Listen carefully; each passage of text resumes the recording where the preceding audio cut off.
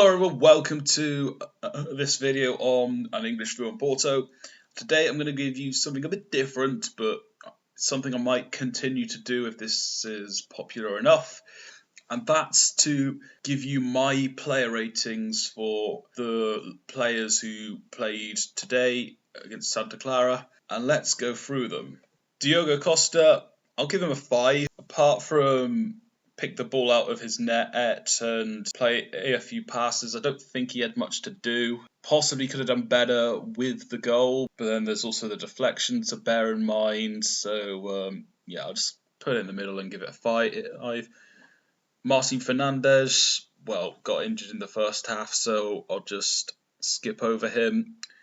Diallo, I'll give him a 7. Otavio, I'll give him an 8. Both centre-backs, they definitely should have done better with that corner, but for the rest of the game, they did very well, and Otavio himself scored a brilliant header, so yeah, I'll give him an 8. Francisco Moura, I'll give him a 7.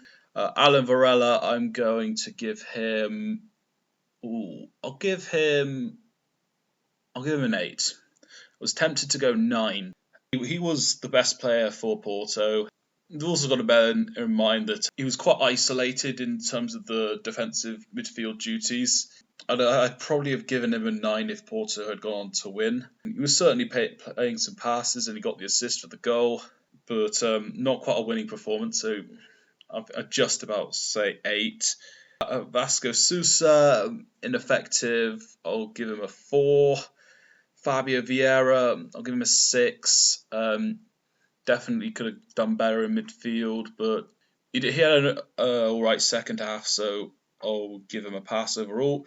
Gonzalo Borges, I don't think he dribbled past on defender or made a shot. Also, he was too easy to defend against, so I'm giving him a 1. Dennis Gould, he had an offside goal. He had a chance that didn't fall kindly to him, that even if it didn't connect with his foot, it still should have hit the back of the net, but it hit the post.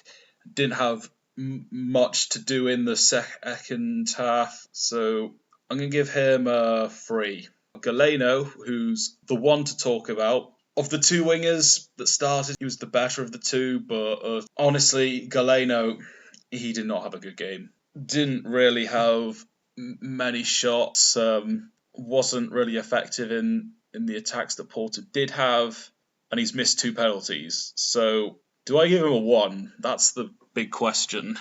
Had he not missed that second penalty, I possibly would have given him a 3 or a 4. But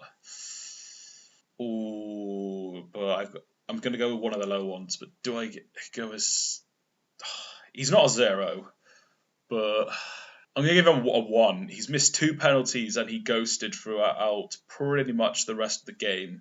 And as for the subs, Jean Mario subbed on. I thought he had a good game, to be honest. Maybe he could. I don't really understand what his defensive duties were on the corner, but he certainly wasn't the main culprit or anything like that. As someone who did need to be an attacking fullback, I think he did his job well generally. So I'm going to give him a 7 out of 10. Zaidu, I'll give him a 6. Wasn't really tested defensively. Attacking-wise, he's all right, but he had one shot that went over. Yeah, there's not much to say on him, but not really negative either, so I'll give him a 6. Rodrigo Moura, I don't really think we saw much from him, to be honest. I don't really remember what he did in particular. I'll say 5. Danny Namaso Loader, I think could have had an impact had he had more time on the pitch. Definitely should have been subbed on earlier. But I don't really remember him doing anything wrong in particular. So I'll just give him a 6. Pepe, I'll give him a 7 because he did all right when he came on and he managed to win that second penalty. So yeah, I'll give him a 7. There were my thoughts overall. If I'm going to say the manager, I'll give him a 6. Did make most of the right substitutions, but definitely Danny Namaso Loader and Pepe should have come on much earlier. But there were my thoughts, my ratings overall. Let me know what yours are, and as always, thanks for watching, and I'll see you in the next video. Forza Porto!